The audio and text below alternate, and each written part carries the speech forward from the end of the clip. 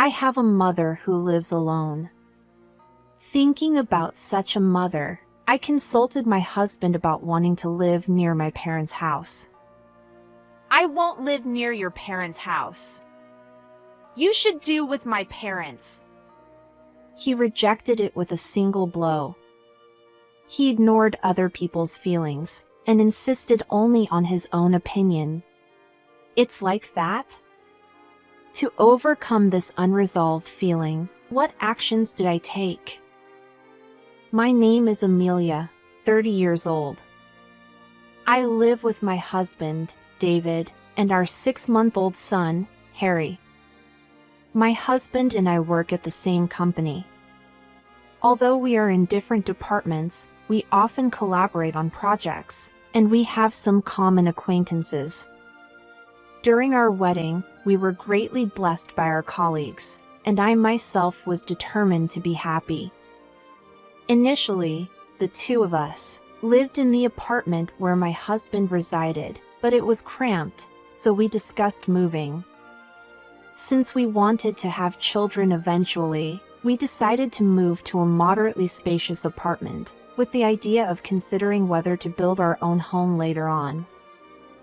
While searching for properties on my smartphone, I casually spoke to my husband.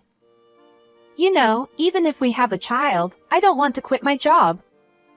In response to those words, my husband smiled and replied, Amelia, you really love your work. You can do whatever you like in that regard. But the desired area, the competition rate for nurseries seems quite high. When considering going back to work, we need to think about that aspect too. Well, yeah, I guess that's true. But we'll figure something out, right? David casually tinkered with his smartphone and murmured with apparent disinterest. To him, I proposed my long-held idea. You know, there's something I've been thinking about for a while. What is it? For the sake of any unforeseen circumstances, I want to live near my parents' house. Huh? Why? Well, you know, my father passed away a few years ago, and now it's just my mother, right? If something happens, I want to be able to rush over quickly. Your mother seems healthy. It's not something to worry about right now. That may be true for now. But thinking about when we have children, I think it would be better to have supportive people close by, I said. In response to that opinion, my husband gave a blatantly reluctant reaction. I will continue while hoping to get some understanding. If it's just the two of us raising the child, wouldn't it be quite challenging? If my mother lived nearby, it would be easier without burdening David. No, impossible. Huh, why? Well, if we lived near your parents' house, we would have to meet your mother frequently, right? It would be a hassle. That might be true, but I'll try my best not to inconvenience David. When we have a child, you won't be able to work temporarily, and we'll be living off my income, right? So, why should I have to be even more considerate? Well, that's... I fell silent, and my husband coldly interjected. Anyway, I won't live near your parents' house or anything. But, when you're pregnant, you won't be able to pay rent or living expenses, you know? Yet you still want to have everything arranged in your surroundings. Don't you think that's presumptuous? Wait, what's with that tone of yours?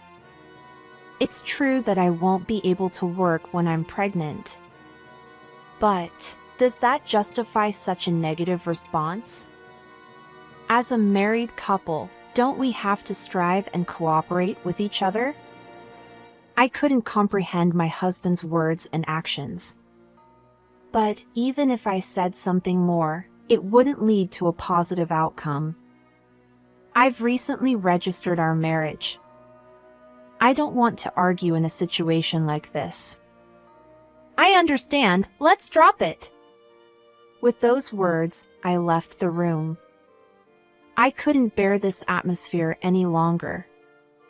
Afterward, I gave up on living near my parents' house and decided to live in an area close to both of our workplaces.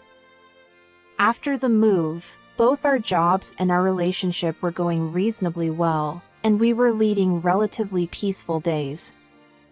It was one day, during such a time, when I found out about my pregnancy.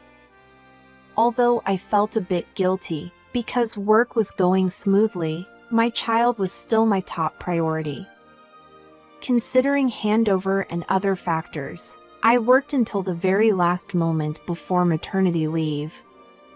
Since entering maternity leave, I had more time for myself, and I started visiting my mother more frequently. Around this time, my husband was working late almost every day. If I gave birth like this, I would definitely have to handle childcare alone. However, since it's my first child, I have no experience with anything, and I have various worries. One day, while visiting my mother at my parents' house, I let slip my true feelings to her. Mom, I'm really excited about this child being born, but I'm even more anxious. What's wrong, Amelia? That's unlike you, isn't it? You have David with you. Well, David seems busy with work. The other day, I asked him, could you take some parental leave, even just a little? He yelled at me, as a man, how could I do such a thing? As I explained, my voice trembled, and my mother looked worried. Seeing her like that, I decided to express my feelings clearly. Hey, Mom, when this child is born, would it be okay if I come back here for a while? Well, let me think. My mother tilted her head and contemplated for a while. At first, it might be tough, and it's a bit for me to come to your place every day, right? For me, it would be more helpful if Amelia comes to our house. Really? Is it okay for me to stay? Of course! I'm happy to be with my grandchild, and there's nothing more joyful than being able to support my daughter. Thank you, Mom. When I go back today, I'll talk to David too. By confiding my anxieties to my mother, my heart suddenly felt lighter. Right, I should talk to David properly. Child rearing is also something we need to think about seriously as a couple. That night, I told my husband about the incident with my mother. However, his reaction was different from what I had hoped for. What? Go back to your parents' house? Are you kidding? I'm serious. I leaned forward, trying to persuade my husband. At first, everything will be new and uncertain, and I need to rest for a month after giving birth. I don't think I can manage household chores. That's why I want to go back to my parents' house for a while. That's obviously not going to work. What about my meals? The laundry? Who's going to do them? Well, couldn't you do your best and handle them for a while? What? I'm working outside, and on top of that, do I have to do housework, too?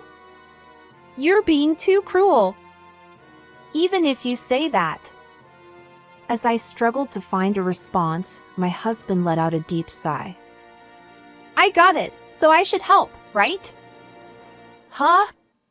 Help. That's right. Child rearing, Child rearing and household chores for the first month after giving birth. I'll support you, right? If we do that, there's no need for you to go back home, right? Well, I guess so, but...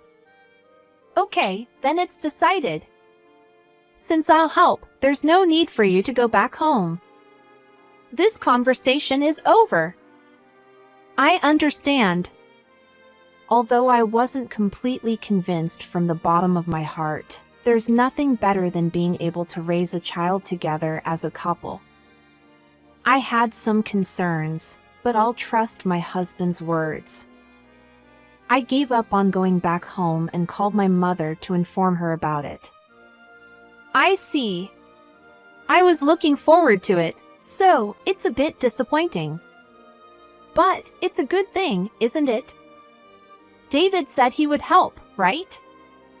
Yeah, but I thought it would be reassuring, because you have experience raising children, Mom. There are many couples who start from scratch, without going back home. Since David will support you, both of you should do your best. yeah, I understand. As I was about to hang up the phone, my mother stopped me. Oh, and what is it? If something happens, tell me right away, okay? I'll always be on Amelia's side. Mom, Thank you. First, I'll do my best with David. to avoid worrying my mother, I have to do my best. And so, I made up my mind to dedicate myself to raising our child with my husband. Several months later, our first son was safely born, and the whirlwind of child-rearing began. As promised, my husband cooperated to some extent. But that meant something like doing some light shopping on his way back from work, and taking out the garbage that I had gathered to the designated area. However, when it came to child rearing, my husband adamantly refused to get involved. He never even changed a diaper, let alone prepared a bottle of milk. I was also exhausted from the unfamiliarity of child rearing, so I didn't feel like complaining.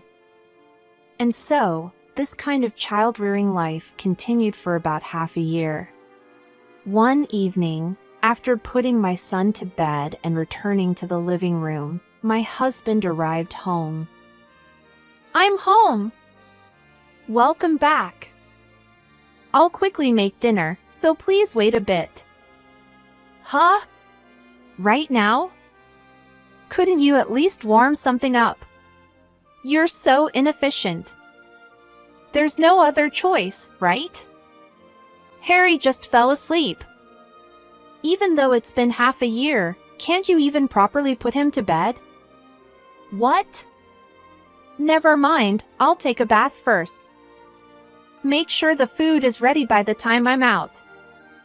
Saying that, my husband left the room. What was that? Who does he think he is? He doesn't help with child rearing at all, and yet he expects perfection from me. Frustration built up, and I felt the urge to take it out on something. But I couldn't wake up my son, who had just fallen asleep. I held myself back. 30 minutes later, after getting out of the bath, my husband started eating dinner silently, without even saying bon appetit. As I was astonished by his attitude, Oh, by the way, I have something to tell you. my husband called out to me. Something? What is it all of a sudden? Today, I received a call from my dad. Mom had a fall and her leg seems to be paralyzed. What? Your mother. According to my husband, his mother had a serious fall while out shopping with a friend, and she was taken to the hospital by an ambulance. Even after several hours, her legs still wouldn't move, and the doctor diagnosed her with a possible need for caregiving. I see. Well, your father-in-law must be going through a lot. To be honest, I was more concerned about my father-in-law than my mother-in-law. It seemed like my mother-in-law never liked me from the beginning, and her attitude during our marriage introduction was cold. Even when I announced my pregnancy, she casually said, I don't want a girl, you know? That's the kind of person she was. In contrast, my father-in-law was the one who reprimanded my mother-in-law, and he always stood up for me. If anything happens, don't hesitate to consult with me. If it's okay with me, I'll support you. Every time we met, my father-in-law encouraged me with those words. If my stay-at-home mother-in-law couldn't move, my father-in-law must be going through a lot as well. As I recalled the events at my in-laws' house, my husband uttered unbelievable words. And so, I came up with a great idea. What is it? Let's live with my parents at our family home. Huh? Don't you think it's a good idea? I'm worried about my mom, and Amelia isn't working right now. If we live together, it will reduce my dad's burden, and I think he'll be happy. Wait a minute. You're joking, right? The reason I took time off work is for Harry's childcare. I can't suddenly agree to living together. But it's been half a year already. You should have some flexibility. Right now, my mom is the top priority. Can't you understand that much? Is he serious about this? When I suggested living near my mother, he flatly refused. Only when it's convenient for him. My husband isn't the type to frequently visit his parents' house, so it was fine until now, but living with that mother-in-law is no joke. I know my husband. If we live together, he'll side with my mother-in-law and treat me harshly. I was unable to bear it any longer and expressed my dissatisfaction. Don't mess with me. When I asked to live near my family, you denied it so easily, but it's okay for you? Huh? What's that supposed to mean? Your mother-in-law is healthy, right? But unlike David's parents, my mother lives alone, you know? If something happens, you won't consider my anxieties, will you? Shut up! Listen carefully. You married me and became my wife. Just shut up and do as you're told without talking back. At that moment, the faint affection for my husband vanished in an instant. Not only did he fail to understand my feelings, he didn't even treat me as an equal. With someone like him, I couldn't continue the marriage any longer. When he saw me falling silent, he thought I agreed. My husband blurted out these words. Anyway, living together is already decided. I'll try to move as soon as possible, so please pack up your things by tomorrow. I understand.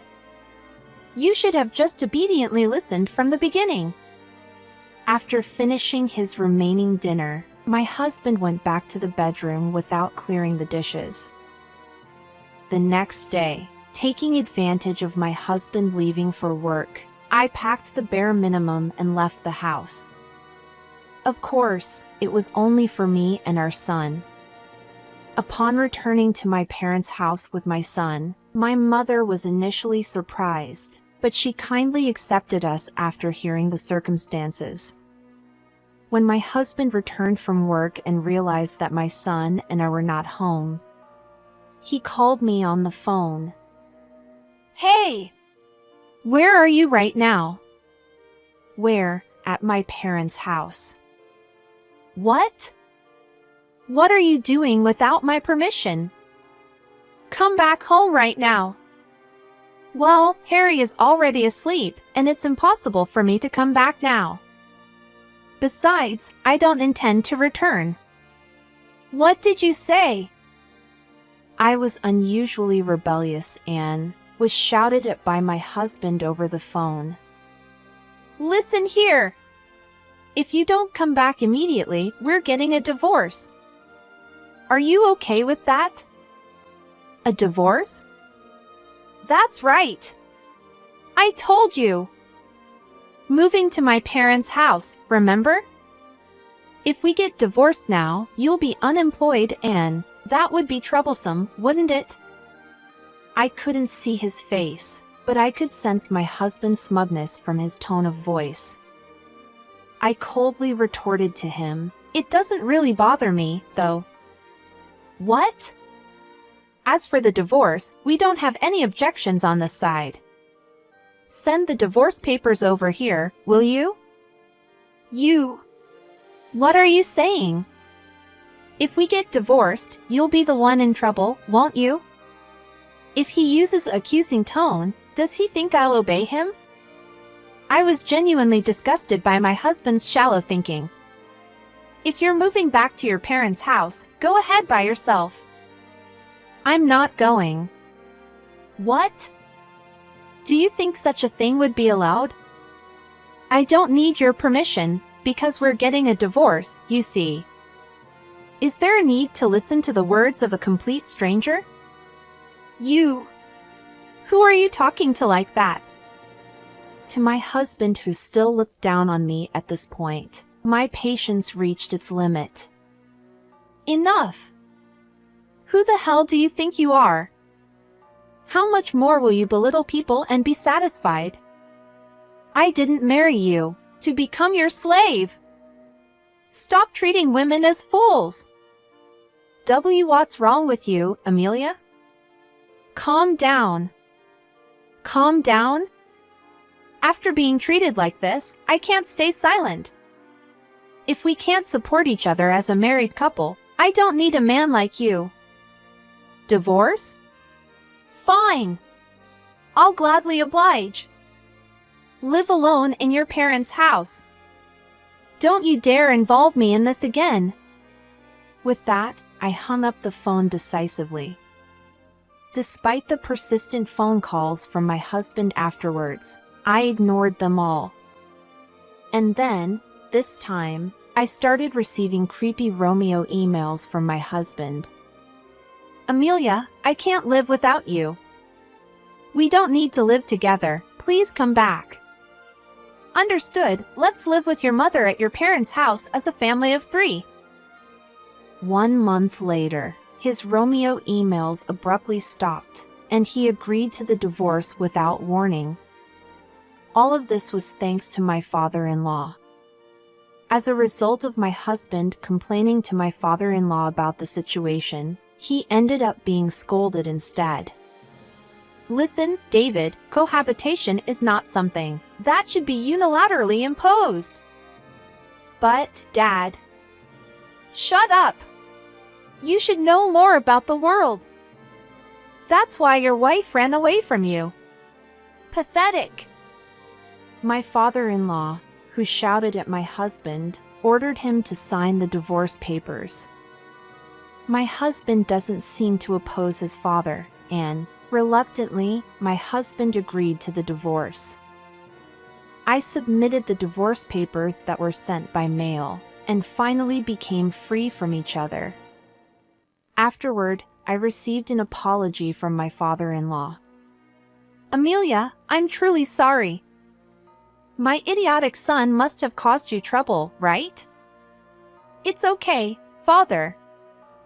It's already in the past. You, on the other hand, live your own life. Thank you for everything until now. I cannot thank my dutiful father-in-law enough. I owe my current situation to him. On the other hand, as for me, I'm working as a single mother and struggling with raising my son. With the help of my mother, I'm dedicating myself every day to gradually become a better mother.